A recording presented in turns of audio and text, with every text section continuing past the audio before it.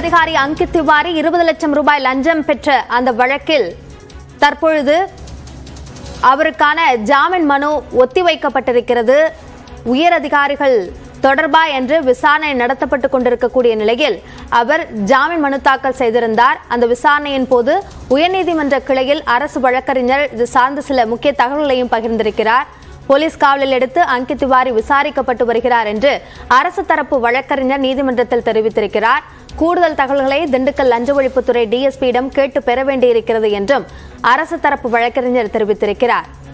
அரசு வழக்கறிஞர் வாதிட அவகாசம் கேட்டதை அடுத்து ஜாமீன் மனு டிசம்பர் 19ஆம் தேதிக்கு ஒத்திவைக்கப்பட்டிருக்கிறது. அதனை முக்கிய செய்தியாக நாம் பார்க்கிறோம். அமலாக்கத்துறை அதிகாரி அங்கித் திவாரி 20 லட்சம் ரூபாய் லஞ்சம் பெற்றதாக அவர் கைது செய்யப்பட்டார். இந்த நிலையில் அவருடைய ஜாமீன் மனு குறித்த விசாரணை ஒத்திவைக்கப்பட்டிருக்கிறது. கூடுதல் விவரங்களை நம்முடைய செய்தியாளர் கருணாகரனிடம் கேட்கலாம். கருணாகரன், அரசு தரப்பு வழக்கறிஞர் என்னென்ன அம்சங்களை தெரிவித்தார்? எதனால் இந்த விசாரணை ஒத்திவைக்கப்பட்டிருக்கிறது?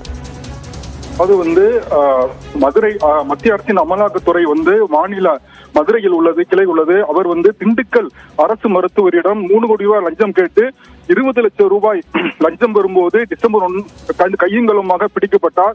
அதைத் தொடர்ந்து அவர் நீதிமன்ற சிறையில் அடைக்கப்பட்டார். தற்பொழுது அவர் போலீஸ், அதாவது திண்டுக்கல் லஞ்ச ஒழிப்புத்துறை போலீஸ் காவலில் விசாரணைக்கு எடுத்து விசாரணை செய்யப்பட்டுக் கொண்டிருக்கிறார். இன்று அவர் நீதிமன்ற காவலில் ஒப்படைக்கப்பட உள்ளார். இந்த நிலையில் அங்கித் திவாரி தனக்கு ஜாமீன் வழங்க கோரி உயர்நீதிமன்ற மதுரை கிளையில் மனு தாக்கல் செய்திருந்தார். இந்த மனு நீதிபதி சிவஞானம் முன்பு விசாரணைக்கு வந்தது. அப்பொழுது அரசு தரப்பு வழக்கறிஞர் கூறுகையில், அதாவது தற்பொழுது அங்கித் திவாரியிடம் லஞ்ச ஒழிப்புத்துறை போலீஸ் விசாரணை நடத்தி கொண்டிருக்கின்றனர். அவரிடம் உள்ள உயர் அதிகாரிகளுக்கு இந்த வழக்கில் தொடர்பு குறித்தும் அவருடைய லேப்டாப்பும் நாங்கள் திறந்து பார்த்துள்ளோம். அது குறித்த தகவல் குறித்தும் விசாரணை நடைபெற்று வருகிறது. எனவே இவருக்கு ஜாமீன் வழங்கக்கூடாது. கூடுதல் தகவல்களை நாங்கள் ஆர்கியூ பண்ண வேண்டியிருப்பதால் எங்களுக்கு கால அவகாசம் வேண்டும். நாங்கள் விசாரணை அதிகாரிகளிடம் உரிய விளக்கம் பெற வேண்டும் என்று அரசு தரப்பு வழக்கறிஞர் நீதிபதியிடம் முறையிட்டார்.